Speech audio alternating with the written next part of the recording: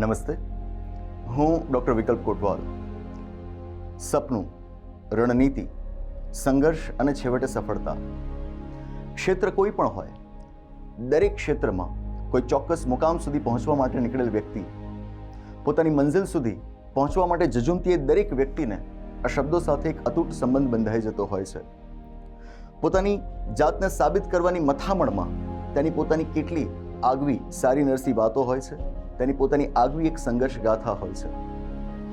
માનવ સ્વભાવનું એક સાહજિક લક્ષણ રહ્યું છે કે તેને સંઘર્ષ કરવો ગમે ન ગમે, પરંતુ આવા સંઘર્ષ, આવી સફળતાની વાતો સાંભળવી ખૂબ ગમતી હોય છે. કોઈ સફળ વ્યક્તિના સપનાનું બીજ કેવી રીતે રોપાયું હશે, તેણે પોતાનો માર્ગ કઈ રીતે કંડાર્યો હશે, તેને કેવા કેવા વિઘ્નોનો સામનો કરવાનો આવ્યો હશે. શું તે પણ ક્યારે હતાશ નહીં થયો હોય? શું તેને પણ થાક નહીં લાગ્યો હોય? શું તેણે પણ કોઈ પ્રકારનું બલિદાન આપવાની જરૂર પડી હશે? શું તેણે ત્યાગ કરવાની જરૂર પડી હશે? આવા કંઈક કેટલાય સવાલો. એવું પણ બને કે આ સવાલોના જવાબો સાંભળીને જ કોઈ નિરુદ્દેશ્ય ભટકનાર વ્યક્તિ પણ સાવધ થઈ જાય, એ પણ સંઘર્ષ માટે જાણે કે સજ્જ થઈ જાય. અમારા સરકારી નોકરીઓ માટેના સ્પર્ધાત્મક પરીક્ષા જગતમાં પણ આવી કંઈક કેટલીય સંઘર્ષ ગાથાઓ છુપાયેલી છે. આ સંઘર્ષ ગાથાઓમાંની અમુક કહાનીઓ આપે સાંભળી છે, આપે એને માણી છે, પરંતુ હજુ એ કેટલી એવી સંઘર્ષ ગાથાઓ છે જે આપ સુધી પહોંચી નથી, આપે હજુ એને સાંભળી નથી. આજથી અમારી આ સંવિધાન કરિયર એકેડેમી તરફથી એક નવી પહેલ અમે કરવા જઈ રહ્યા છીએ કે અમારી સંસ્થા સાથે જોડાઈને જે કોઈ પણ ઉમેદવારોએ સ્પર્ધાત્મક પરીક્ષાઓમાં એક ચોક્કસ સફળતા હાંસલ કરી હોય, એક ચોક્કસ મુકામ પ્રાપ્ત કર્યું હોય, એમની વાતો અમે તમારા સુધી પહોંચાડવા જઈ રહ્યા છીએ. માત્ર અમારા જ વિદ્યાર્થીઓ એવું નહીં, આ ક્ષેત્રના જે કોઈ પણ સફળ અને સમર્થ ઉમેદવારો છે એમને આપની સમક્ષ અમે પ્રસ્તુત કરવા જઈ રહ્યા છીએ. પણ હા, એ વાતો, એ ચર્ચાઓ, એ ગાથાઓ અમારા નહીં, એમના જ શબ્દોમાં હશે. તો ચાલો કરીએ વાર્તા સફળતાની. નમસ્તે.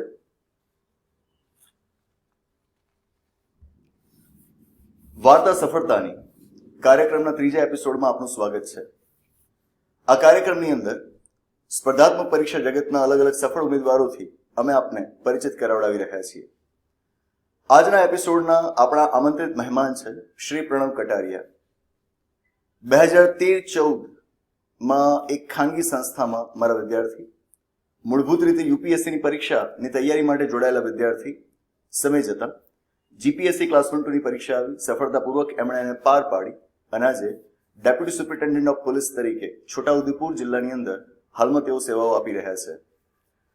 હતા મારા એક વિદ્યાર્થી, પરંતુ સમય જતાં હું ચોક્કસથી કહીશ કે એમની પાસેથી મને ઘણું બધું શીખવા મળ્યું અને હાલમાં પણ પોલીસ તંત્રની કામગીરી કેવી હોય છે, કદાચ એના વિશે હું વધુ જાણતો થયો છું એમના જ થકી.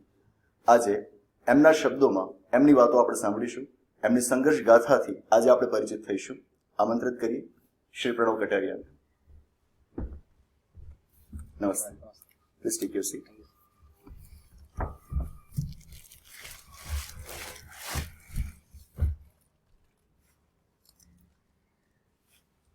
સ્વાગત છે આપનું અમારા કાર્યક્રમમાં. Thank you sir. પ્રણવભાઈ, પ્રશ્નો તો ઘણા બધા તમને કરવાના છે. સૌથી પહેલો સવાલ એ થશે કે જ્યારે પણ કોઈ યુવક પોતાની કારકિર્દી વિશે વિચારતો હોય, એની સામે ઘણા બધા વિકલ્પો રહેલા હોય છે. એ ખાનગી ક્ષેત્રમાં પણ જઈ શકે. આપે શા માટે સરકારી ક્ષેત્રમાં જ પોતાની કારકિર્દી બનાવવાનું વિચાર્યું? શા માટે આપે સરકારી નોકરીઓનું જ લક્ષ્ય રાખ્યું?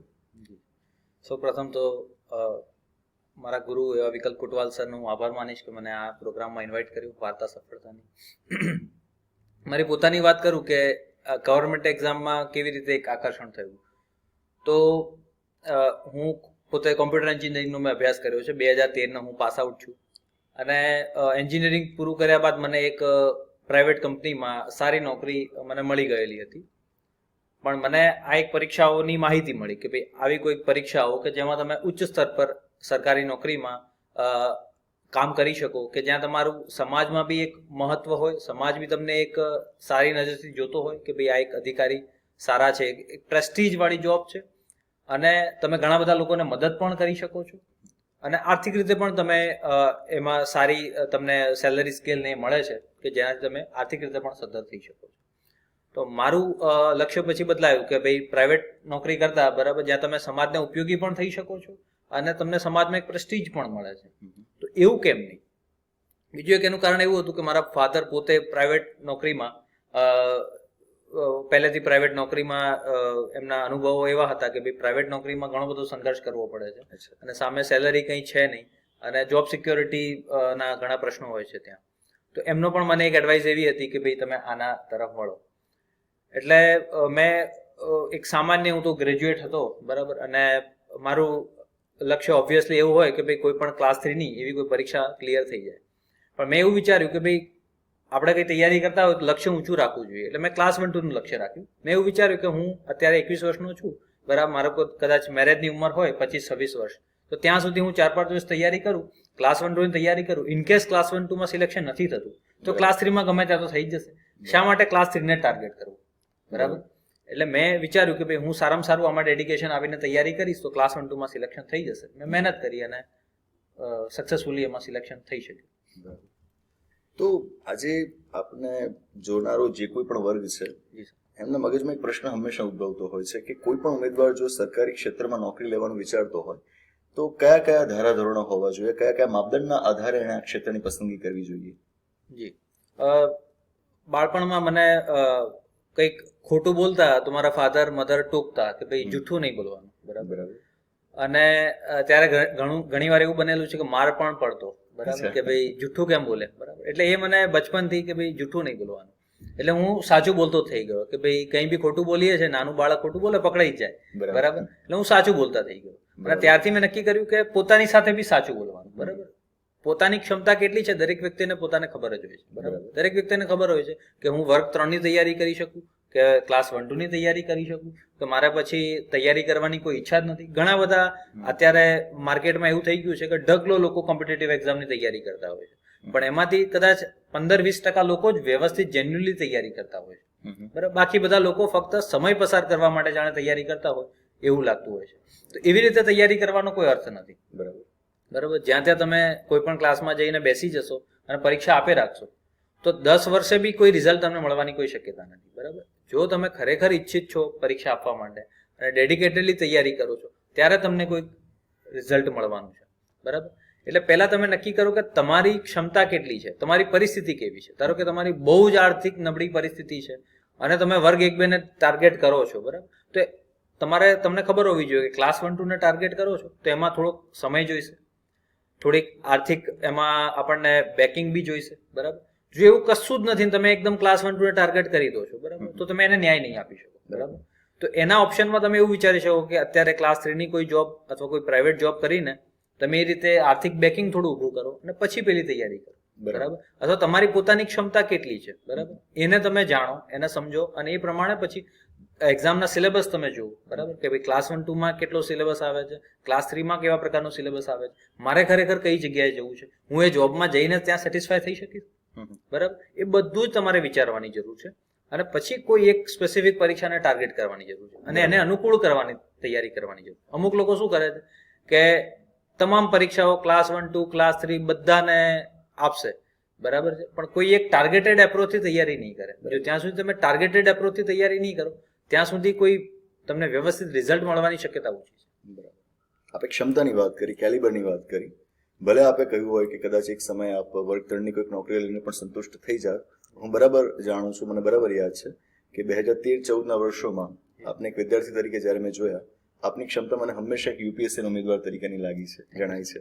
અને હજુ હું માનું છું કે જીપીએસસી કરતાં પણ આગળ યુપીએસસીમાં તમારું પ્રદર્શન હોઈ શકત.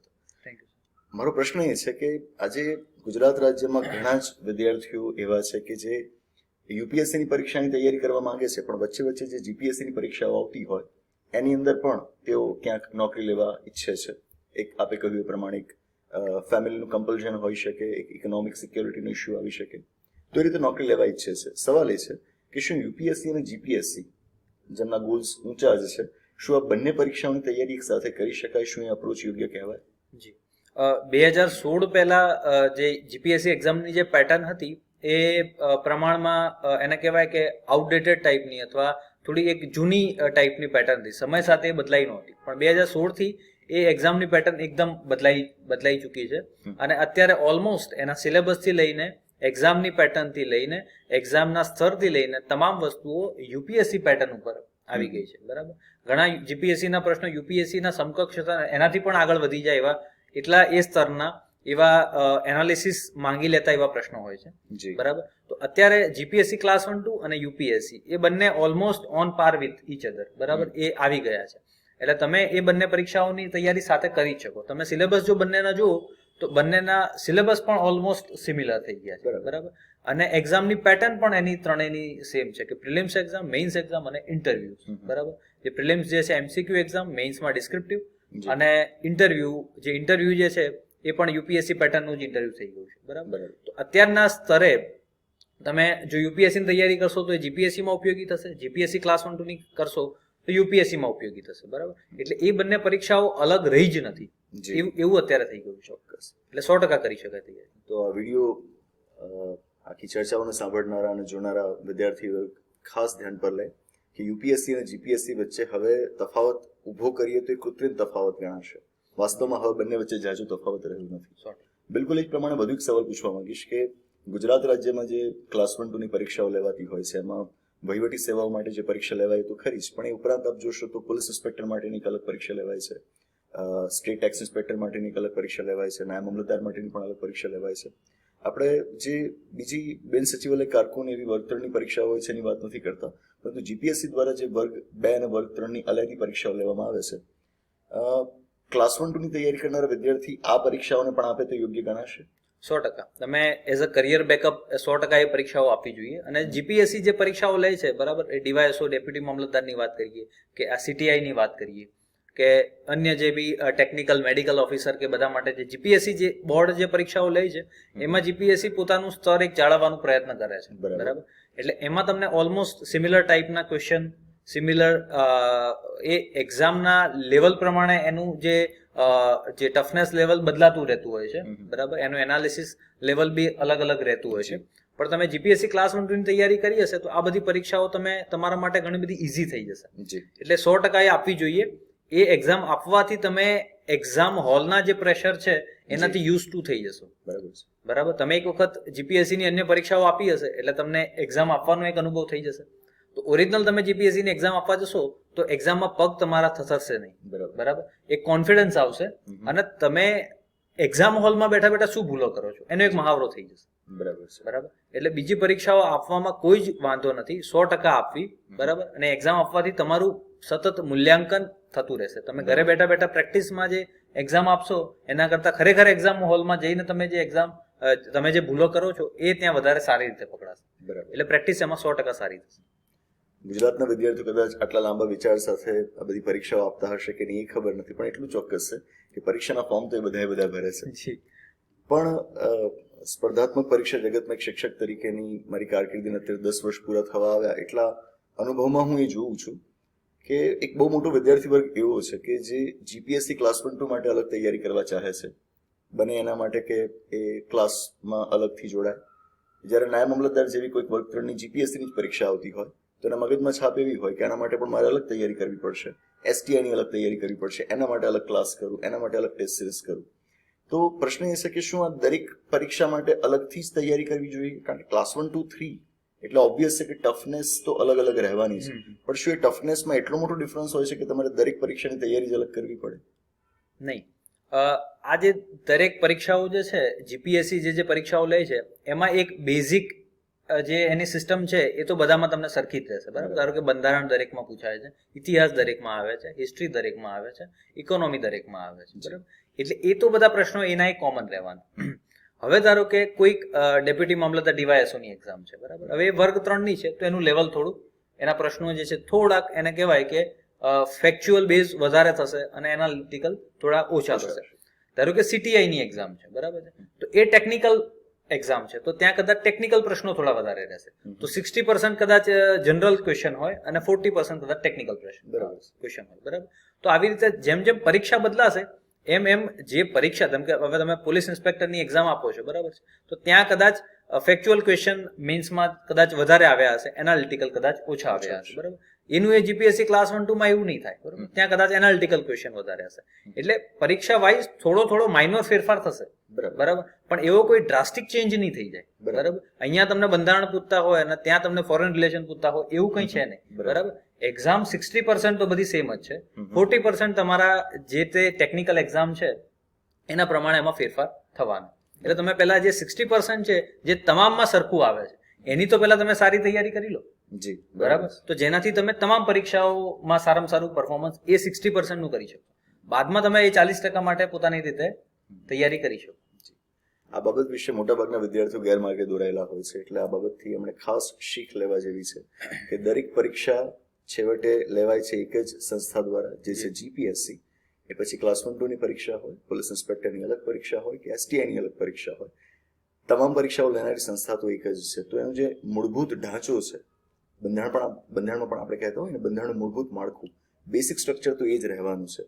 પરીક્ષાની માંગ પ્રમાણે થોડી ઘણી વિગતો બદલાતી રહે, પણ એનો અર્થ એવું જરાય ના લેવાય કે દરેક પરીક્ષા માટે આપણે અલગ તૈયારી કરીશું, દરેક માટે અલાયદા ક્લાસીસમાં જોડાઈશું. એક જ વખત આપણે પરીક્ષાની તૈયારી સારી રીતે કરીએ તો દરેક જગ્યાએ એપ્લિકેબલ, દરેક માટે અલગ બુક્સ લઈશું. હા, દરેક માટે અલગ બુક્સ લઈશું. કારણ કે આ તૈયારીમાં મેં જોયું છે કે જનરલી આપણા ઘરે લાઇબ્રેરી બની જતી હોય છે તૈયારી દરમિયાન, પણ આવા અલગ અલગ ઢગલો તમે બુક્સ લઈને એનો થોથો ઉભો કરી દેશો, બરાબર, તો એનો કોઈ એવો મિનિંગ છે નહીં. બેઝિક બુક્સ તરફ જાઓ, બરાબર, અને એ બેઝિક બુક્સના તમે મલ્ટિપલ રીડિંગ્સ કરશો તો એ વધારે કદાચ આઉટપુટ આપશે, બરાબર. અલગ અલગ બુકમાં કોઈ નવી વસ્તુઓ લાવીને મૂકી દેવાના નથી, બરાબર. પુસ્તકોની વાત આપે છેડી તો મને એક મુદ્દો ધ્યાન પર આવે છે કે આજે ગુજરાત રાજ્યની અંદર પરીક્ષાઓની તૈયારી માટે એક આકર્ષણ ઊભું થયું છે. ઘણી વખત એવું પણ બનતું હોય કે એક્ઝામના જે ટોપર્સ હોય એમના દ્વારા પણ એક દબાણ કરવામાં આવતું હોય કે તમારે ફલાણા વિષય માટે આ અંગ્રેજી અથવા તો હિન્દી પુસ્તક વાંચવું જ વાંચવું. ઉદાહરણ તરીકે મારા વિષયની વાત કરું, ઇન્ડિયન પોલિટી એન્ડ ગવર્નન્સ, તો એના માટે એમ લક્ષ્મીકાંત પુસ્તક વાંચવું જ વાંચવું. તો શું આ ફરજિયાત બાબત છે કે આજે આપ એક સફળ ઉમેદવાર છો તો શું આ પુસ્તક વાંચીએ તો જ પરીક્ષાઓ પાસ કરી શકાય? કારણ કે ગુજરાતનું એક મોટું વિદ્યાર્થી વર્ગ એવું છે કે જે અંગ્રેજી સાથે એટલો બધો they are not that comfortable, બરાબર છે, એ એટલી સરળતાથી અંગ્રેજીને નથી સમજી શકતા. હિન્દી ભાષામાં પણ ભાષાંતર ઘણું ખરું ખોટું હોય છે. તો સંજોગોમાં શું એ વિદ્યાર્થીઓ માટે અનિવાર્ય છે કે એમણે આ પુસ્તકો વાંચવા છે? જો પ્રશ્ન તો એવો છે કે અનિવાર્ય હોત તો જીપીએસસી અથવા યુપીએસસી એ જ લખ્યું હોત કે ભાઈ આ બુક્સ વાંચવાની, પણ એમણે એવું કર્યું નથી. એમણે તો શું કર્યું કે એક સિલેબસ આપ્યો છે, બરાબર. જીપીએસસી પણ એવું કર્યું છે, યુપીએસસી પણ એને સિલેબસ આપ્યો છે. સિલેબસમાં દરેકે દરેક મુદ્દાઓ મેન્શન કર્યા છે, બરાબર. કે કોન્સ્ટિટ્યુશન છે તો એમાં એનું બેઝિક સ્ટ્રક્ચર, બરાબર છે, સ્ટેટ અને સેન્ટરના રિલેશન્સ, બરાબર, આ રીતે એને મુદ્દાઓ આપ્યા છે. હિસ્ટ્રીમાં તો કે ભાઈ ઇન્ડસ વેલી સિવિલાઇઝેશન, બરાબર, તો મૌર્ય યુગ, ગુપ્ત યુગ, બરાબર. તો આવી રીતે એને સિલેબસમાં મુદ્દાઓ આપ્યા છે, બરાબર. હવે આ સિલેબસના મુદ્દાઓ તમે ગમે ત્યાંથી વાંચો, બરાબર. તમે ગૂગલ સર્ચ કરીને વાંચો કે એનસીઆરટી માંથી વાંચો કે કોઈ ઓથરની બુકમાંથી વાંચો કે ગમે ત્યાંથી વાંચો, બરાબર, એનાથી કોઈ જ ફરક પડતો નથી, બરાબર. એટલે એનો મતલબ આપણે એક ઓથેન્ટિક કોઈક મટીરિયલ એના માટે જોવું જોઈએ. તો ઓથેન્ટિક મટીરિયલ શું હોઈ શકે?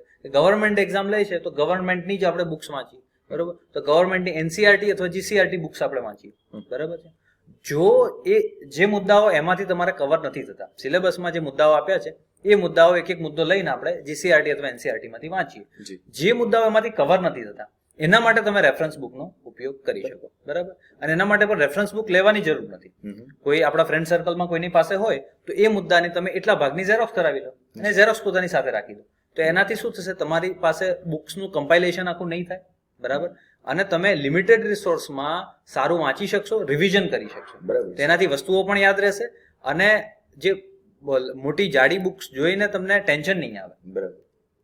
એટલે એના માટે કોઈ એવી સ્પેસિફિક કોઈ એવી બુક નથી જીપીએસસી યુપીએસસી તૈયારીમાં જે ફરજિયાત હોય. ફરજિયાત ફક્ત જો યુપીએસસી તૈયારી કરો છો તો એનસીઆરટી અને જીપીએસસી તૈયારી કરો છો તો જીસીઆરટી, આ બે જ બુક્સ ફરજિયાત છે. બાકી કોઈ બુક ફરજિયાત નથી.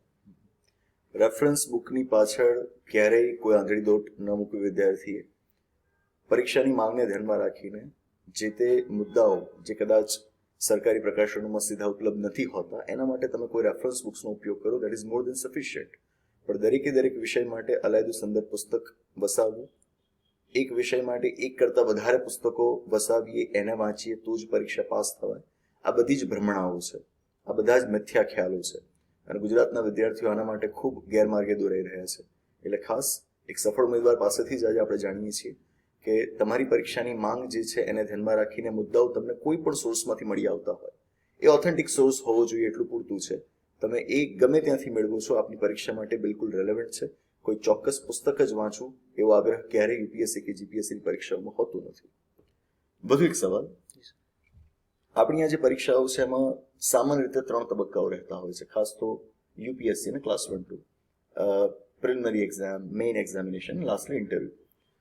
હવે સવાલ એ છે કે આ ત્રણેય તબક્કાઓની તૈયારી એક સાથે પહેલેથી કરવી જોઈએ કે પછી એ તબક્કો આવે ત્યારે આપણે એની તૈયારી કરવી જોઈએ? કારણ કે ઘણી વખત વિદ્યાર્થીઓના મગજમાં મૂંઝવણ હોય છે કે એવું કહેવાય કે ઇન્ટિગ્રેટેડ અપ્રોચ, બધા જ તબક્કાઓની તૈયારી એક સાથે, એવું ઘણા કહેતા હોય, પણ એ કરવો કેવી રીતે એ લોકો જાણતા નથી હોતા. તો આપનો આ બાબતે શું અભિપ્રાય છે?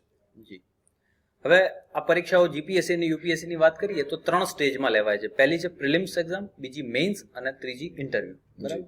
હવે તમે જુઓ કે પ્રિલિમ્સ અને મેઇન્સ એક્ઝામ એ બેની પેટર્ન અલગ છે, એ બંનેના સિલેબસ પણ અલગ આપેલા છે. તમે ધારો કે પ્રિલિમ્સ એક્ઝામ જુઓ તો એમાં એમસીક્યુ પ્રકારના પ્રશ્નો છે, મલ્ટિપલ ચોઇસ ક્વેશ્ચન, એટલે ક્વેશ્ચન આપેલો છે તમને, એની નીચે 4 જવાબ આપેલા છે, એ 4માંથી તમારે સાચો જવાબ પસંદ કરવાનો છે. બરાબર. એટલે તમારે કોઈ વિગતવાર એનું એક્સપ્લેનેશન કરવાનું નથી. બરાબર. હવે તમે સિલેબસમાં જાઓ તો સિલેબસમાં તમને ધારો કે ઇન્ડિયન કોન્સ્ટિટ્યુશન આપેલું છે. બરાબર. અને એમાં પહેલો મુદ્દો આપેલો છે ઇન્ડિયન કોન્સ્ટિટ્યુશનનું હિસ્ટોરિકલ ડેવલપમેન્ટ. બરાબર. તો હિસ્ટોરિકલ ડેવલપમેન્ટને તમે જ્યારે વાંચો તો તમારે એ એંગલથી વાંચવાનું છે કે ભાઈ આમાંથી મને ગમે ત્યારે એવો પ્રશ્ન પૂછાય કે જ્યાં મને 4 ઓપ્શન આપી દીધા હોય, તો એને હું સાચો જવાબ આપી શકીશ કે નહીં? મને હિસ્ટોરિકલ ડેવલપમેન્ટ એક્સપ્લેન કરવાનું કે અને હું લખી ના શકું એ પછીની વાત છે. બરાબર. પહેલા તો હું એ રીતે રીડિંગ કરું કે મને એનો એક બેઝિક કન્સેપ્ટ ક્લિયર થાય. બરાબર. જો બેઝિક કન્સેપ્ટ સારો ક્લિયર થયો હશે તો તમે 4 ઓપ્શનમાંથી એક સાચો ઓપ્શન શોધી શકશો. બરાબર. બરાબર. બેઝિક કન્સેપ્ટ ક્લિયર થાય એ પછીનો સ્ટેજ આવે છે કે જ્યાં તમે એને પોતાના શબ્દોમાં એક્સપ્લેન કરો, કે જ્યાં મેઇન્સ એક્ઝામની એ ડિમાન્ડ છે. બરાબર. એટલે પ્રિલિમ્સ એક્ઝામમાં તમારે એમસીક્યુ ક્વેશ્ચન છે, એટલે એને ટાર્ગેટ કરવા માટે તમારી રિક્વાયરમેન્ટ એવી હોવી જોઈએ કે તમે એને કન્સેપ્ચ્યુઅલી વાંચો, એને સમજો, એના હાર્દને સમજો કે કેમ ભાઈ આપણને હિસ્ટોરિકલ ડેવલપમેન્ટ એવો મુદ્દો આપણા સિલેબસમાં મૂકવામાં આવે. બરાબર. હિસ્ટોરિકલ ડેવલપમેન્ટ સમજવાથી મને આગળના ચેપ્ટરમાં કેવી રીતે ફાયદો થશે? બરાબર. 1813નો કાયદો હતો, 1835નો કાયદો છે, બરાબર, અથવા 1935નો જે કાયદો છે, બરાબર, એ કાયદાને કેમ આપણે ભણવો જરૂરી છે? બરાબર. એવા કયા મુદ્દાઓ હતા જે અત્યારના બંધારણમાં છે અને એ વખતના 1935ના કાયદામાં પણ હતા? જી. બરાબર. તો આવી રીતે તમે એક ઓવરઓલ જે સમજવાના એપ્રોચથી તમે જો વાંચશો તો તમે 4 ઓપ્શનમાંથી એક સાચો ઓપ્શન પસંદ કરી શકો. બરાબર. એટલે ફર્સ્ટ રીડિંગ જે છે એ ગોખવા માટે ના હોવું જોઈએ. કોઈ પણ રીડિંગ યુપીએસસી નું ગોખવા માટે ના હોવું જોઈએ. ક્યાંય તમને સીધા ફેક્ચ્યુઅલ ક્વેશ્ચન પૂછાવાના નથી. બરાબર. તમે એને સમજો. બરાબર. ફર્સ્ટ, સેકન્ડ, થર્ડ રીડિંગ તો તમને એનું એક બેઝિક ઇન્ટ્રોડક્શન લેતા થશે. બરાબર. એટલે એને એકદમ કન્સેપ્ચ્યુઅલી તમે સમજશો તો પ્રિલિમ્સ એક્ઝામ તમારી થઈ શકશે. એ તમે જ્યારે 2-3 રીડિંગ થાય તમારા અને કન્સેપ્ચ્યુઅલ ક્લેરિટી થાય પછી તમે એને એ રીતે વાંચો કે ભાઈ હવે હું આજે વાંચું છું ગુપ્ત યુગ. હવે ગુપ્ત યુગ વિશે મને કોઈ પ્રશ્ન આવે ડિસ્ક્રાઇબ કરવાનો, બરાબર, તો હું કરી શકીશ કે નહીં? તો એના માટે તમે એક મહાવરો કરી લો. બરાબર. તમે પોતાની જાતે જ લખો કે ભાઈ ગુપ્ત યુગ વિશે મારે 10 વાક્યોમાં એને એક્સપ્લેન કરવાનું છે. તમે કરી શકો છો. બરાબર. એના માટે શું? એના માટે તમારે ડિસ્ક્રિપ્શન એબિલિટી જોઈશે કે તમે કોઈ બી વાત છે એને તમે લિખિત સ્વરૂપમાં રજૂ કરી શકો છો કે નહીં? બરાબર. આજે મને એવું કે તમારી હોબી શું છે, તો હું એને મૌખિક સ્વરૂપમાં કદાચ રજૂ કરી શકતો હોય, પણ કદાચ લેખિત સ્વરૂપમાં હું એને રજૂ ના કરી શકતો હોય. બરાબર. કે ભાઈ કેવી રીતે શરૂઆત કરવી, બરાબર, પોઈન્ટમાં લખવું કે પછી ફકરામાં લખવું, બરાબર, પહેલા કયું વાક્ય લખવું, બરાબર. આ જ્યારે ડિસ્ક્રાઇબ કરવાનું થાય તો આ બધા ચેલેન્જીસ આવે. એ ડિસ્ક્રિપ્શનના જે ચેલેન્જીસ છે એનું એકમાત્ર સોલ્યુશન છે કે તમે મહાવરો કરો. બરાબર. તમે પ્રેક્ટિસ કરશો ડિસ્ક્રાઇબ કરવાની તો તમને ખ્યાલ આવશે કે ભાઈ ડિસ્ક્રિપ્શન હું કરી શકું છું કે નથી કરી શકું. જો તમે ડિસ્ક્રાઇબ નથી કરી શકતા તો તમારે ત્યાં પ્રેક્ટિસની જરૂર છે. બરાબર. એટલે પ્રિલિમ્સ એક્ઝામનું ચેલેન્જ અલગ છે, મેઇન્સ એક્ઝામનું ચેલેન્જ અલગ છે અને ઇન્ટરવ્યુનું ચેલેન્જ એકદમ અલગ છે કે જ્યાં તમારે એની એ વાતને મૌખિક સ્વરૂપમાં રજૂ કરવાની છે. એટલે પ્રિલિમ્સ, મેઇન્સ અને ઇન્ટરવ્યુ ત્રણેયમાં એક જ વસ્તુ પૂછાવાની છે. બરાબર. પણ એને રજૂ કરવાના તમારી પદ્ધતિ અલગ અલગ થઈ જશે. પ્રિલિમ્સમાં તમારે 4 ઓપ્શનમાંથી એક સિલેક્ટ કરવાનું રહેશે, મેઇન્સમાં તમારે એને ડિસ્ક્રાઇબ કરવાનું રહેશે અને ઇન્ટરવ્યુમાં તમારે એને મૌખિક સ્વરૂપમાં જવાબ આપવાનો રહેશે. તો ત્રણેયમાં પ્રશ્નો સરખા છે પણ જવાબ આપવાની પદ્ધતિઓ બદલાય છે. એટલે એ તમારું જે તૈયારીના અલગ અલગ સ્ટેજ દરમિયાન તમારે આને કોઈ એવું વિચારીને તૈયારી કરવાની જરૂર નથી કે હું મેઇન્સની તૈયારી કરું છું કે હું ઇન્ટરવ્યુની તૈયારી કરું છું.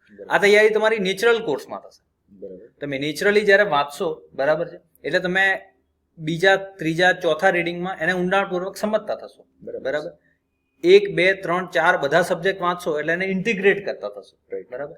અને એ ઇન્ટિગ્રેટ કરતા થશો પછી તમારા મેઇન્સના જવાબ તૈયાર થશે, અથવા પછી તમારું ઇન્ટરવ્યુનો આન્સર તૈયાર થશે. જી. બરાબર. તો આને નેચરલ કોર્સમાં જવા દો. બરાબર. આને એક મગજમાં ભારણ લઈને ના ચાલો કે હું મેઇન્સની તૈયારી કરી લઉં અથવા ઇન્ટરવ્યુની કરી લઉં અથવા ઇન્ટિગ્રેટેડ એપ્રોચ કેવી રીતે ઊભો કરવો. આ બધું નેચરલ કોર્સમાં. તમે ફક્ત મારે તૈયારી કરવી છે અને સમજવું છે, મારે સબ્જેક્ટને જાણવો છે. કેમ મને હિસ્ટ્રી ભણવામાં આવે છે, બરાબર. કેમ પોલિટી ભણીને મને એડમિનિસ્ટ્રેશનમાં કેવી રીતે ઉપયોગી થવાનું. જી. આને તમે જો સમજશો અને એ સમજીને તૈયારી કરશો તો 100% ઓવરઓલ તમારું અમુક સમયે એક ડેવલપમેન્ટ એવું થશે જ્યાં તમે MCQ, ડિસ્ક્રિપ્ટિવ અને મૌખિક એ તમામ પ્રકારના જવાબો અસરકારક રીતે આપી શકશો. મારો અનુભવ એવું પણ કહે છે કે ઘણા વિદ્યાર્થીઓ એવા હોય કે જે લેખિત પરીક્ષાઓમાં કોઈ દ્વિધા નથી અનુભવતા અથવા તો થોડી ઘણી તૈયારી કરીને એને પાર પાડી લેતા હોય છે. પણ વાત જ્યારે આવે ઇન્ટરવ્યુના તબક્કાની, છેલ્લો તબક્કો કે જેના દ્વારા તમારું ફાઇનલ સિલેક્શન થવાનું છે, એના માટે પહેલેથી તૈયાર નથી હોતા અને બને એવું કે એમને પબ્લિક સ્પીકિંગનો કોઈ અનુભવ હોતો જ નથી, જાહેરમાં ક્યારે બોલ્યા જ નથી હોતા. ઇન્ટરવ્યુની જે શિસ્ત છે એ શિસ્ત સાથે તેમણે ક્યારેય ક્યાંય રજૂઆત પહેલાં કરેલી હોતી નથી. તો એ ઇન્ટરવ્યુના તબક્કે પહોંચે પછી એની તૈયારી કરવા જાય તો એ સમય ઘણો જ હાથમાંથી નીકળી ગયો હોય છે. તો એક આદર્શ અભિગમ એવું ન રાખી શકાય કે પ્રિલિમ્સ મેઇન્સથી તમે જ્યારે તૈયારી કરી રહ્યા છો એ જ દરમિયાનમાં ઇન્ટરવ્યુ માટે થોડાક વધારે સભાન થઈને તૈયારી કરીએ. તો એ બાબતે આપનો અંગત અનુભવ કેવો રહ્યો છે? જી, 100%. એટલે ઇન્ટરવ્યુ જે છે એમાં એક બેઝિક એટિકેટ્સ અને મેનર્સની જે રિક્વાયરમેન્ટ હોય છે એ રાતોરાત ડેવલપ કરી શકાતી નથી. બરાબર. જી. એટલે એ સમય જતાં તમારામાં ડેવલપ થતી હોય છે. જ્યાં બાળપણથી તમને સ્કૂલમાં જે ડિસિપ્લિન શીખવાડવામાં આવે અથવા જે જનરલ એટિકેટ શીખવાડવામાં આવે એ ત્યાંથી ડેવલપ થતા આવે છે. હવે આપણે ગુજરાતમાં ઘણી વખત સમસ્યા એવી થતી હોય છે કે ગ્રામ્ય વિસ્તારમાંથી આવતા હોય તો એ એટિકેટ્સ કદાચ એમનામાં કદાચ થોડું લેકિંગ હોય, કારણ કે એવા પ્રકારના એક્સપોઝર એમને મળ્યા નથી, એવો પબ્લિક સ્પીકિંગનો એમને અનુભવ નથી થયો. તો જ્યારે આપણને એવું લાગે કે ભાઈ આ પબ્લિક સ્પીકિંગની એબિલિટી મારામાં નથી અથવા એટિકેટ્સ નથી, તો એ શીખવાનો પ્રયત્ન કરીએ. કારણ કે આપણને ખબર છે કે આ તૈયારી આપણે કરીએ છીએ તો એનો જે ફાઇનલ સ્ટેજ આવશે ઇન્ટરવ્યુ, ત્યાં બધાની રિક્વાયરમેન્ટ ઊભી થવાની છે. બરાબર. તો અત્યારથી તમે જ્યારે તૈયારી કરતા હોય એની શરૂઆતથી જ આપણે ધારો કે તમે 4-5 મિત્રો તમે ગ્રુપ બનાવીને તૈયારી કરો છો તો ફ્રી ટાઈમમાં તમે એકબીજા સ્ટેજ ઉપર આવીને કોઈ ટોપિકને એક્સપ્લેન કરો. બરાબર છે. અથવા ક્યાંક કોઈ NGO ચાલતું હોય ત્યાં નાના બાળકોને તમે ભણાવી શકો. બરાબર. તો એના કારણે શું થશે કે જ્યારે તમારે કોઈ મુદ્દાને પોતાના શબ્દોમાં સામેવાળા વ્યક્તિને એક્સપ્લેન કરવાનો છે, તેને કેવી રીતે કરવો, એ સ્કિલ એક સમય જતાં તમારામાં ડેવલપ થશે અને એ સ્કિલ તમને ઇન્ટરવ્યુમાં ખૂબ ઉપયોગી થશે, જે મને પર્સનલી ખૂબ ઉપયોગી થઈ છે. એટલે એ તમે પબ્લિક સ્પીકિંગની એબિલિટી એક ઊભી કરો અને જનરલ એટિકેટ્સ તમે તમારી આજુબાજુ કોઈ પણ એવા વ્યક્તિને નોટિસ કરતા રહો, એ તમારા શિક્ષક પણ હોઈ શકે કે કોઈ પણ વ્યક્તિ હોઈ શકે કે જે મેનર્સ અથવા એટિકેટ્સની બાબતમાં અપ ટુ ડેટ હોય છે. તો એને તમે નોટિસ કરતા રહેશો, કેવી રીતે ડ્રેસ કરે છે, કેવી રીતે બોલે છે, કેવી રીતે સામેવાળાને પરમિશન લે છે અથવા કેટલો હમ્બલ છે. બરાબર. આ બધું તમે નોટિસ કરતા રહેશો અને પોતાના જીવનમાં ઉતારતા રહેશો તો ઓટોમેટિકલી ઇન્ટરવ્યુ સ્ટેજ પર પહોંચતા સુધી તમે તૈયાર હશો. ચોક્કસ. આજે આપને સેવાઓમાં જોડાય, 2018માં આપની પસંદગી થઈ હતી, સેવાઓમાં જોડાય આપને 2 વર્ષથી પણ વધારે સમય વીતી ગયો. આપનું શું માનવું છે કે એક અધિકારી બનતા પહેલા એક ઉમેદવારની અંદર કઈ સજ્જતા હોવી જોઈએ, કઈ પ્રિપેર્ડનેસ હોવી જોઈએ કે જે પરીક્ષા પાસ કર્યા બાદ અધિકારી તરીકે એને નોકરીમાં વધુ ઉપયોગી સાબિત થાય? કારણ કે ઘણી વખત વિદ્યાર્થીઓનો અભિગમ એવો જ હોય છે કે પરીક્ષા પાર પાડવા માટે શું કરવું જોઈએ એટલું કરવા સુધી સીમિત થઈ જતા હોય. પણ મારું માનવું એવું છે કે એમની તૈયારી એ પછીના તબક્કા માટે પણ હોવી જોઈએ. એટલે કે અધિકારી તરીકે તમે કેટલા સજ્જ હશો એ અત્યારથી નક્કી થવું જોઈએ. તો એ બાબતને આપ કઈ રીતે જુઓ છો?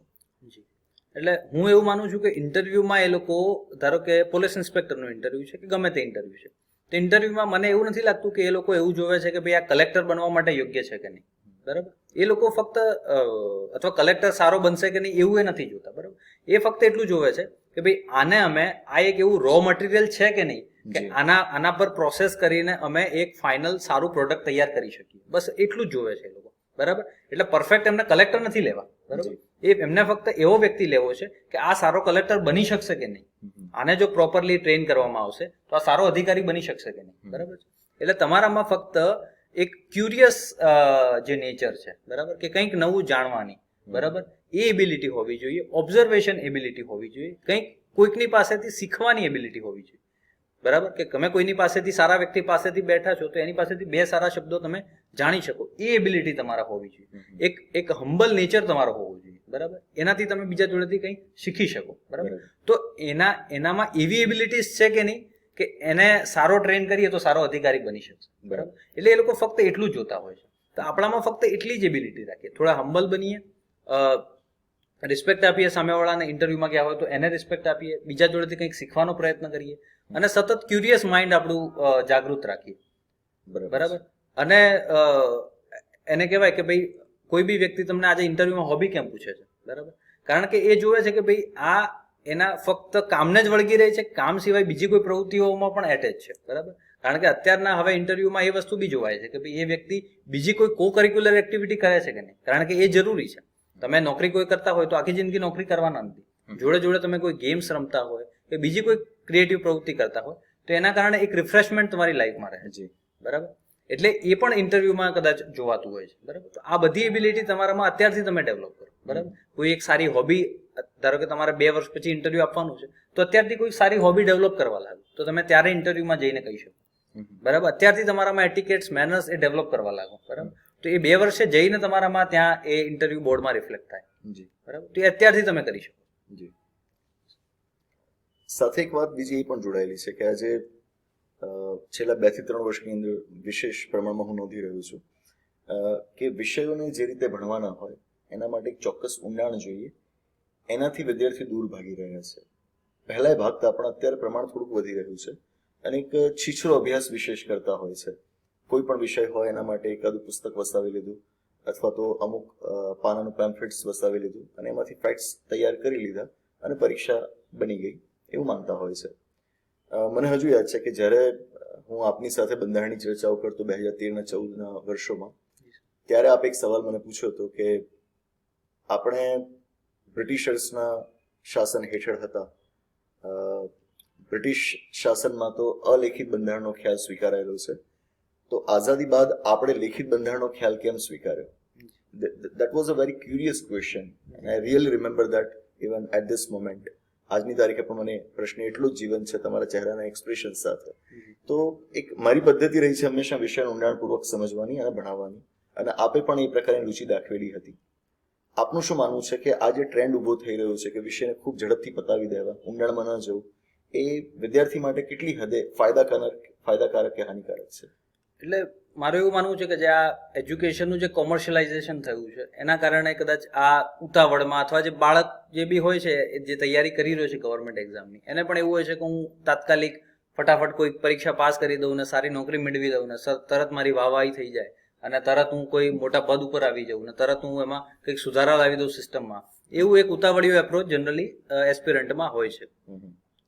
પણ જે યુપીએસસી જીપીએસસીની પરીક્ષાઓ છે એ એવું ડિમાન્ડ કરે છે. આઈ થિંક યુપીએસસીના તો એનો જે સિલેબસ આવે છે એમાં જ ક્યાંક મેન્શન કરેલું છે કે જે જનરલ સ્ટડીઝના જે સબ્જેક્ટ છે, હિસ્ટ્રી, જિયોગ્રાફી, પોલિટી, એમાં ગ્રેજ્યુએશન લેવલનું નોલેજ તમારું રિક્વાયર્ડ છે. એટલે ધારો કે તમારા હિસ્ટ્રી તમારા સિલેબસમાં આપેલો છે તો હિસ્ટ્રીનું કેટલું નોલેજ કે ગ્રેજ્યુએશનમાં જેટલું નોલેજ જોઈતું હોય. હવે તમે જુઓ કે દિલ્હી યુનિવર્સિટી કે જવાહરલાલ નહેરુ યુનિવર્સિટી, ત્યાંના જે BA અથવા MA થયેલા છોકરાઓ છે એ પણ વિષયને એટલો બધો ડીપ એની વિદ્વતા ધરાવતા હોય છે. બરાબર, એટલે આપણે પણ યુપીએસસી જીપીએસસીમાં એટલું એને ઊંડાણપૂર્વક સમજવાનું છે. બરાબર, ત્યારે જઈને તમે મેઇન્સ અને ઇન્ટરવ્યુમાં તમે જવાબ આપી શકશો કે લખી શકશો. બરાબર, અને જે ઓપ્શનલ સબ્જેક્ટ છે એમાં તો ઓનર્સ લેવલનું, એટલે જે 4 વર્ષનો ઓનર્સનો જે કોર્સ હોય છે એટલું ઊંડાણપૂર્વક તમારે જ્યારે તમે સમજેલું હશે ત્યારે તમે એના જવાબ આપી શકશો. બરાબર છે, એટલે આ જે સબ્જેક્ટ છે એને તમે ઊંડાણપૂર્વક સમજશો ત્યારે તમે 2 સબ્જેક્ટ ને ઇન્ટરલિંક કરી શકશો અને ત્યારે તમારા આદર્શ જવાબો તૈયાર થશે, જે જવાબો તમને પાસિંગ સ્કોર અપાવી શકશે કે જેનાથી તમે પાસ થશો. બરાબર, બાકી તમે જનરલાઇઝ એના એ ચાલી આવતા જવાબો લખીને આવશો, બરાબર, તો એ તમને કોઈ સ્કોર નહીં અપાવે. બરાબર, એટલે દરેક સબ્જેક્ટને એની ઊંડાણપૂર્વક કન્સેપ્ચ્યુઅલી સમજવું જરૂરી છે. એ ઊંડાણપૂર્વક સમજવા માટે તમારે થોથા વાંચવાની જરૂર નથી. બરાબર, તમે ફક્ત NCERT વાંચીને પણ એને ઊંડાણપૂર્વક સમજી શકો. બરાબર, તમે એક સારા ટીચર સાથે ડિસ્કશન કરીને પણ એને ઊંડાણપૂર્વક સમજી શકો. એના માટે કોઈ રેફરન્સ બુકના થોથા વાંચવાની જરૂર નથી. બરાબર, પણ એને એનાલિટિકલી, બરાબર છે, એના તમામ એસ્પેક્ટ સાથે એને સમજવાનું જરૂર છે. બરાબર. એટલે તમે કોઈ બી ટોપિક વાંચતા હોય એના ઉપર પ્રશ્ન પૂછો, બરાબર, કે ભાઈ ગુપ્ત યુગ જે છે એ અને મૌર્ય યુગમાં શું ફરક છે, બરાબર. આ કમ્પેરેટિવ એક અપ્રોચ, બરાબર. તમે ગમે તે બે મુદ્દાને કમ્પેર કરી શકશો, બરાબર. એને કમ્પેરેટિવ જો કે ગુપ્ત યુગ અને મૌર્ય યુગમાં શું ફરક પડે, બરાબર. મૌર્ય યુગમાં પણ જાહો જલાલી હતી, ગુપ્ત યુગમાં પણ જાહો જલાલી હતી, બરાબર. પેલામાં સેન્ટ્રલાઇઝ અપ્રોચ હતો, પેલામાં ડિસેન્ટ્રલાઇઝ અપ્રોચ હતો. તો કયો અપ્રોચ સારો, બરાબર.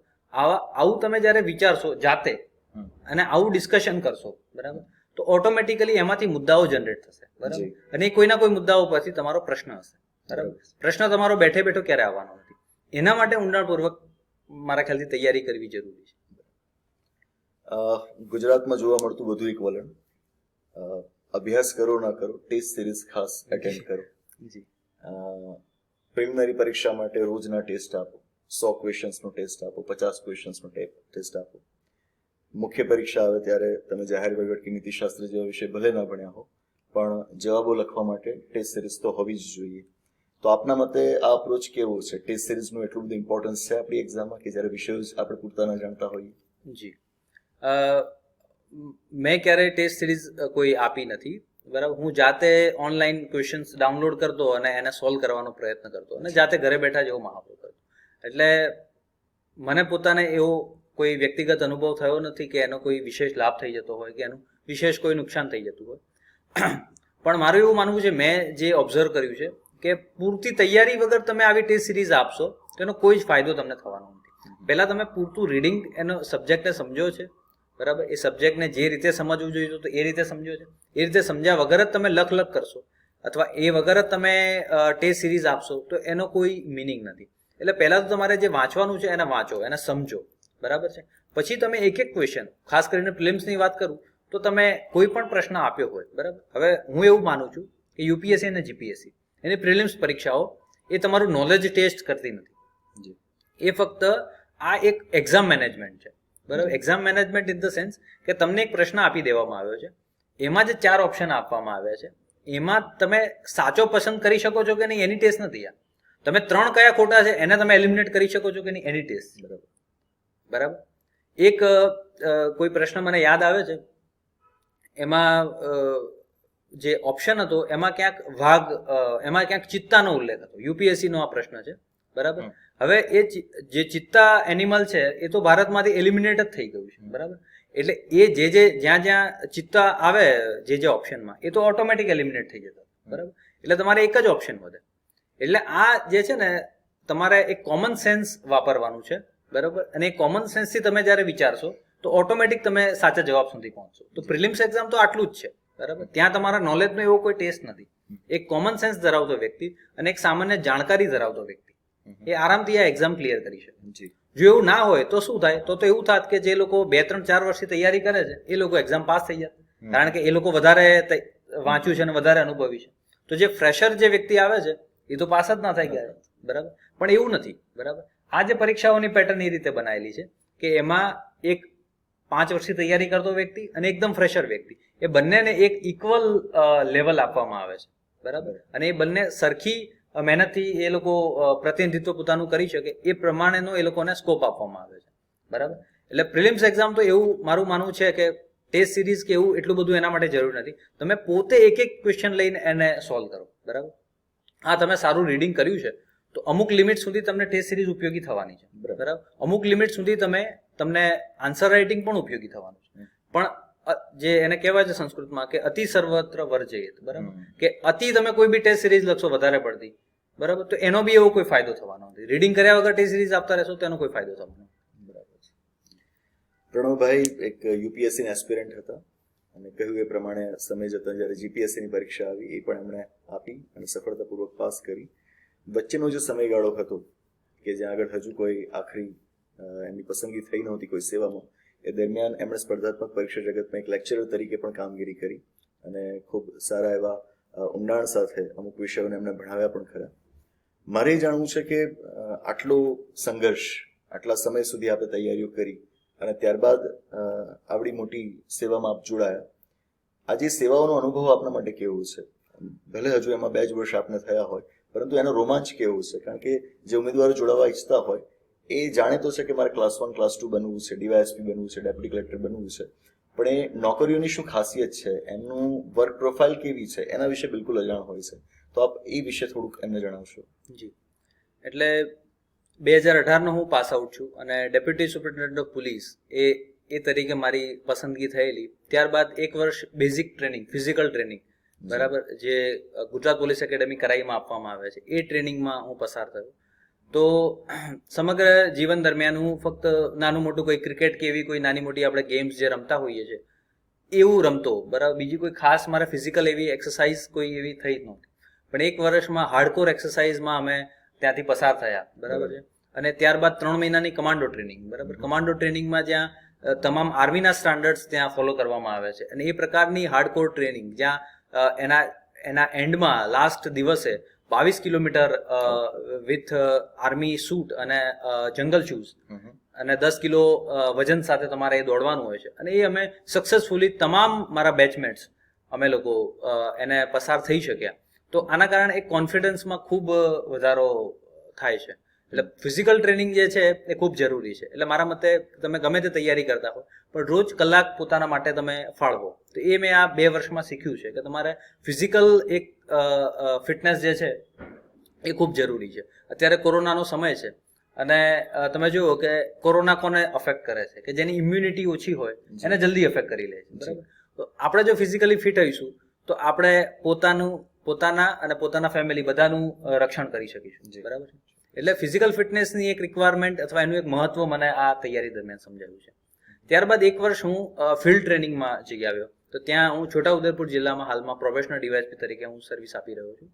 તો ડીવાયએસપી અથવા ડેપ્યુટી કલેક્ટર, જે જીપીએસસી અથવા યુપીએસસી, જે આઈએસ આઈપીએસ, આ જે બધી સર્વિસીસ છે આમાં થાય છે એવું કે તમારા નીચે એક મોટી સંખ્યામાં માણસો નોકરી કરતા હોય છે, બરાબર. એ લોકો તમારી નાની નાની વસ્તુઓને નોટિસ કરે છે, બરાબર.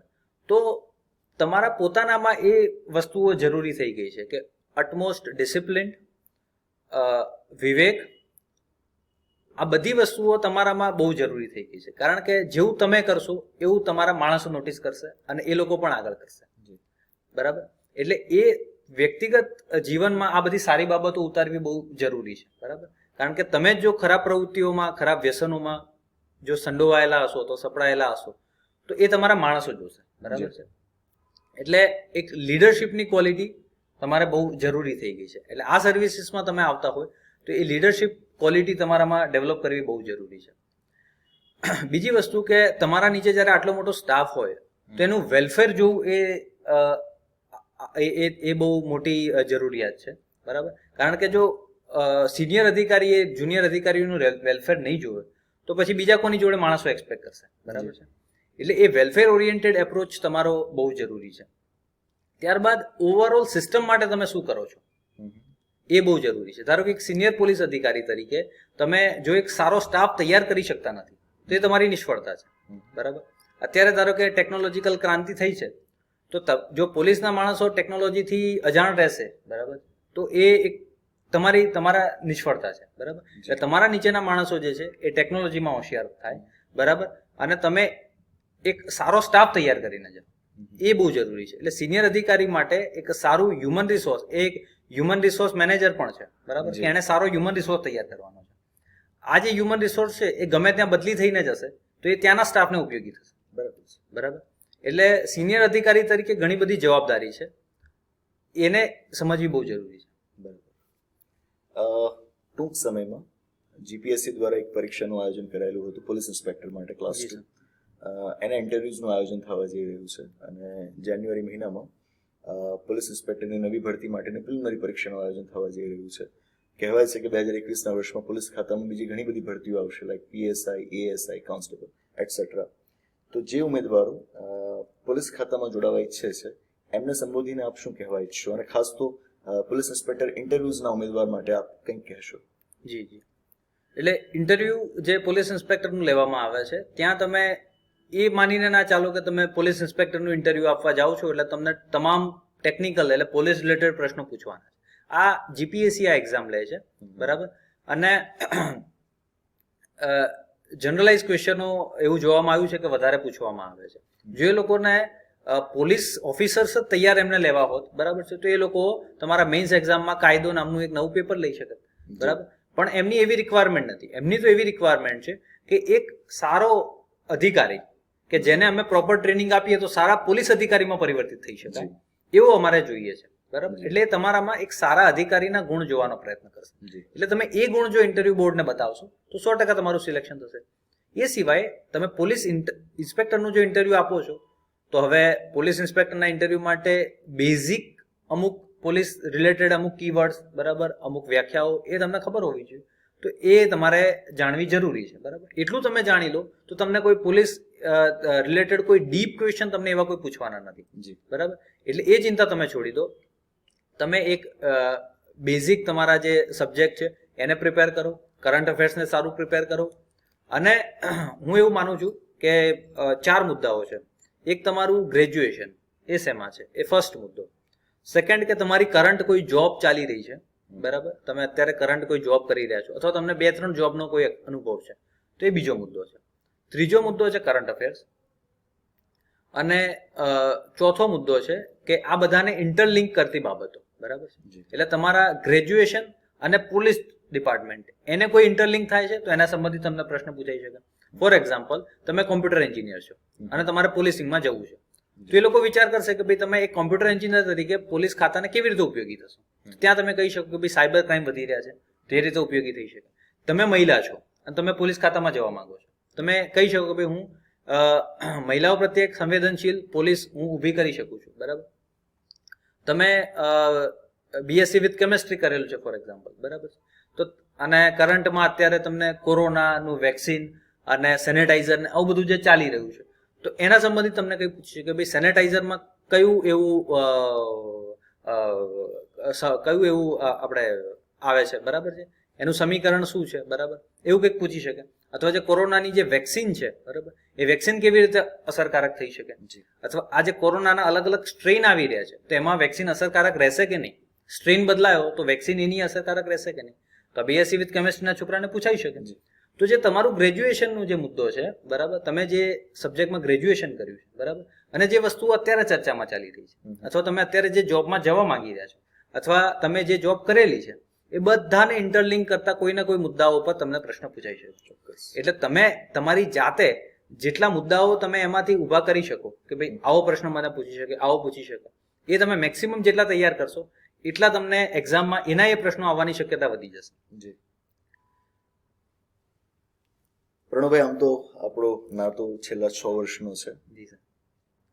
જ્યારથી મને યાદ છે એક વિદ્યાર્થી તરીકે હું આપને યાદ કરું ત્યાંથી લઈને આજે એક ગુજરાત રાજ્ય સરકારના વર્ગ 1 અધિકારી તરીકે જોયું, આ સંબંધ બહુ લાંબો ચાલ્યો અને હજુ પણ જળવાઈ રહ્યો છે અને ભવિષ્યમાં પણ રહેશે. પણ મારો છેલ્લો સવાલ આપના માટે એ છે કે સંવિધાન કરિયર એકેડેમીમાં આપ જોડાયા ઇન્ટરવ્યુની તૈયારી માટે, મારી સાથેનો પણ આપનો અભ્યાસનો એક લાંબો અનુભવ રહ્યો છે. તો આ સંસ્થા સાથેના આપના અનુભવ વિશે, આપના આ સંબંધના થોડાક સંસ્મરણો ક્યાંક હોય તો એની થોડીક વાત કરશો. જી જી. મારું જીપીએસસીનું મેઇન્સ પરીક્ષા પછી ઇન્ટરવ્યુ આવ્યું તો હું આપના સર સંપર્કમાં આવેલો, બરાબર. અને ઇન્ટરવ્યુ બાબતમાં મેં પણ ક્યારેય કોઈ પણ ઇન્ટરવ્યુ ફેસ કરેલું નહોતું એક્સેપ્ટ બેંકના ઇન્ટરવ્યુઝ. તો મને બી ઇન્ટરવ્યુ બાબતમાં ઘણા બધા પ્રશ્નો હતા, બરાબર. તો અહીંયા મોક ઇન્ટરવ્યુમાં આવીને એ ઘણા બધા અને એના રેકોર્ડિંગ પણ આપે કરેલા, બરાબર. તો એ રેકોર્ડિંગથી જ્યારે જાતે જોતા હોઈએ છીએ કે ભાઈ આપણે બોલતા બોલતા આપણા ફેસ એક્સપ્રેશન કેવા બદલાતા હોય છે, આપણા હેન્ડ જેસ્ચર્સ કેવા બદલાતા હોય છે, બરાબર. અને એના કારણે સામેનો ઇન્ટરવ્યુઅર કેવી ઇમ્પ્રેશન લેતો હોય છે, બરાબર. એ તમામ મને સમજવાનો મોકો મળ્યો. આપની સાથે સર પોલિટી સબ્જેક્ટ ભણે, બરાબર. તો એ સબ્જેક્ટને પણ કેટલો ઊંડાણપૂર્વક સમજી શકાય, બરાબર. અને કોઈ પણ સબ્જેક્ટને સમજવો કેવી રીતે અને યુપીએસસીને માટે કેવી રીતે સમજવો, એ તમામ સર આપની પાસેથી એ સમજ મળી. એક આપની પાસેથી સર મને ગુજરાતી લેંગ્વેજમાં હું સર આપને વાત કરતા સાંભળતો તો જનરલી પહેલા એવું થતું કે કોઈ ઇંગ્લિશમાં કોઈ બોલતું હોય તો આપણને તરત એના પ્રત્યે આપણે પ્રભાવિત થઈ જઈએ કે ભાઈ કેટલું ફ્લુઅન્ટલી ઇંગ્લિશ બોલે છે, બરાબર. તો જે એ લેંગ્વેજની જે ફ્લુઅન્સી છે એ જનરલી અત્યાર સુધી એવી કન્સેપ્ટ હતો મગજમાં કે ભાઈ ઇંગ્લિશ બોલવાવાળા વ્યક્તિઓ વધારે એનાથી આપણે પ્રભાવિત થઈ જઈએ. પણ આપની પાસેથી સર ગુજરાતીમાં જે ફ્લુઅન્સી સાંભળી ત્યારથી એવું થયું કે ભાઈ એક લેંગ્વેજમાં જ્યારે એક ફ્લુઅન્સી હોય આપણી તો ત્યારે કોઈ પણ મુદ્દાની રજૂઆત આપણે સારી રીતે કરી શકીએ, બરાબર. એટલે મારું એવું માનવું છે કોઈ પણ એક લેંગ્વેજમાં આપણી ફ્લુઅન્સી બહુ જરૂરી છે. અને જ્યારે આપણી માતૃભાષા ગુજરાતી હોય તો એ માતૃભાષામાં તો આપણી ફ્લુઅન્સી ખૂબ જ જરૂરી છે, બરાબર. અને જ્યારે તમારે એક્સપ્લેન કરવાનું હોય, અને ખાસ કરીને ઇન્ટરવ્યૂની વાત કરું છું કે ઇન્ટરવ્યૂમાં જ્યારે એક્સપ્લેન કરવાનું આવે છે ત્યારે એક લેંગ્વેજમાં ફ્લુઅન્સી ખૂબ જરૂરી છે. અને જ્યારે એક લેંગ્વેજમાં ફ્લુઅન્સી હોય તો તમારી બીજી લેંગ્વેજીસમાં પણ ફ્લુઅન્સી આવી શકે. પણ જ્યારે એક જ લેંગ્વેજ નબળી હોય, બરાબર, તો ત્યારે બીજી લેંગ્વેજ ક્યારેય મજબૂત ના થઈ શકે. અને જ્યારે તમારી લેંગ્વેજ નબળી હોય તો તમે ક્યારેય કોઈ વસ્તુ એક્સપ્લેન ના કરી શકો. એટલે એ પણ સર આપની પાસેથી ultimately it's a linguistic science, ભાષા વિજ્ઞાન છે. ડેફિનેટલી. તો ઘણું બધું આપની પાસેથી ઓવરઓલ જીવનની બાબતમાં શીખવા મળ્યું છે. ચોક્કસ. તો આ હતા પ્રણવ કટારિયા. મેં કહ્યું એમ ભલે એક વિદ્યાર્થી તરીકે શરૂઆત થઈ હોય પણ સમય જતાં હું પણ એમની પાસેથી ઘણું બધું શીખતો રહ્યો છું. આવી જ અવનવી પ્રતિભાઓને આપની સમક્ષ આ રીતે લાવતા રહીશું કે જેથી ગુજરાત રાજ્યની અંદર સરકારી નોકરીઓ માટે સ્પર્ધાત્મક પરીક્ષાની તૈયારી કરનારા જે કોઈ પણ વિદ્યાર્થીઓ છે એમની તૈયારીઓનો એક ચોક્કસ માર્ગ આપણે સુનિશ્ચિત કરી શકીએ. આ જ આશા સાથે ચર્ચાઓને અટકાવીએ છીએ. આવનારા એપિસોડમાં આવી જ એક નવી પ્રતિભા સાથે ફરીવાર મળીશું. આભાર. નમસ્તે.